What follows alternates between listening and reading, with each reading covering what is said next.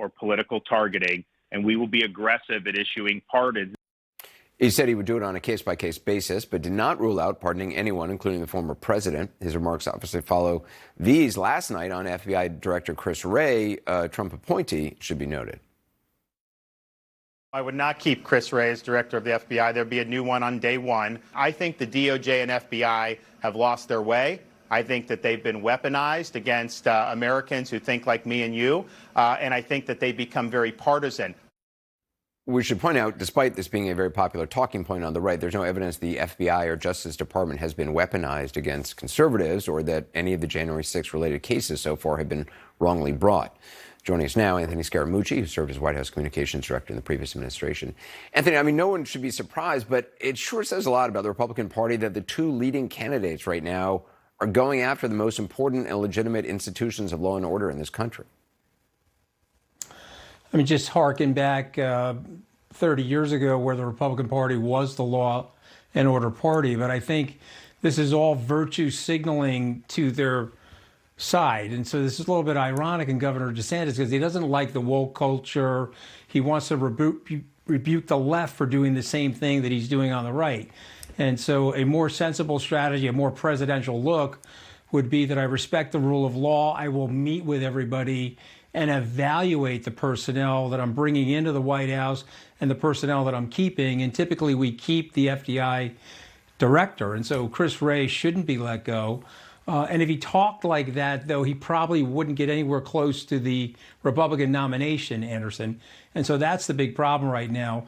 Who's going to step up in the chasm and actually speak like a president, think like a president, unite the country, bring our values back together, and talk to people in a common sense way instead of listening to political consultants tell them, well, you got to get further to the right to Donald Trump because if he falls out of the race, you're going to be the guy that takes over and you've got to get his base. And so I'm hoping for a more transformative candidate than that instead of the stuff that we're getting right now. But I mean, you know, again, as we all, and we've talked about this endlessly, but you know, in a primary with a lot of candidates, if Trump has 30%, that is presidential behavior now. I mean, this is what DeSantis is doing is essentially President Trump's playbook. Yeah, so I obviously disagree with that. As an entrepreneur, we need an entrepreneurial candidate that would actually build the base of the Republican Party.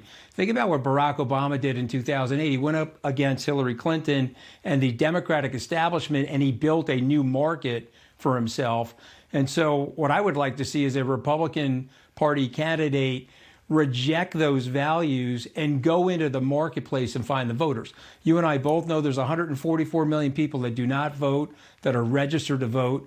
And with the right messaging, you could bring a lot of young people into that campaign. I did like what Governor DeSantis said about Bitcoin the other night on Twitter Spaces. There's stuff that he's doing that makes sense, but this hard right move to win the primary is very old school stuff. And we don't need that right now in the country. We need a unifying figure and somebody that can build the demography of the Republican Party, not go to that hard right tact. What did you think of his doing that on Twitter Spaces? I mean, obviously there were the glitches, which, you know, obviously was disastrous for him. But, you know, there are a lot of folks talking about how he wasn't talking about, you know, working Americans. He was hobnobbing with Elon Musk and some, you know, tech billionaire, I guess, or multimillionaire. I liked it. I think the fact that we were all talking about it, I mean, I'm sure he wasn't happy with the glitches. People seem to be focused on that. But it's an interesting medium and it's an interesting use case. And I think he's opened up the platform for other people to do that. I think one of the things that I think Mr. Musk wants to have happen is to create a purple platform. But unfortunately, in our society right now, we're sort of either red or blue. And so now that Governor DeSantis has done that, I think it's going to be hard for the Democrats to want to take that lane. I hope they consider that because I do take Elon Musk at his word that he's trying to broaden out that platform and make that platform a platform for free speech. So, but I did like it. And if those numbers are correct, that he got 6.5 million impressions, then it by and large worked. And the fact that you and I are talking about it right now is probably another sign of it. In just the last 24 hours since announcing, DeSantis has taken on the former president in a more direct way, something he's been obviously reluctant to do up until now. I just want to play something he said today in a radio interview. I don't know what happened to Donald Trump. This is a different guy today than when he was running in 2015 and 2016. And I think the direction that he's going with his campaign is the wrong direction. It's an interesting argument. He's not really criticizing what he did before. He's just saying, oh, he's changed. Well, we'll have to see when he gets hit with the contact, right? It's like Mike Tyson says, everybody has a plan until they're punched in the face. And so we'll have to see the counterpunching Donald Trump with those maneuvers. Again, I think Mr. DeSantis would be better served just explaining, listen, I was a good governor. I have a really good track record. The country needs to heal. We need to have an American renewal.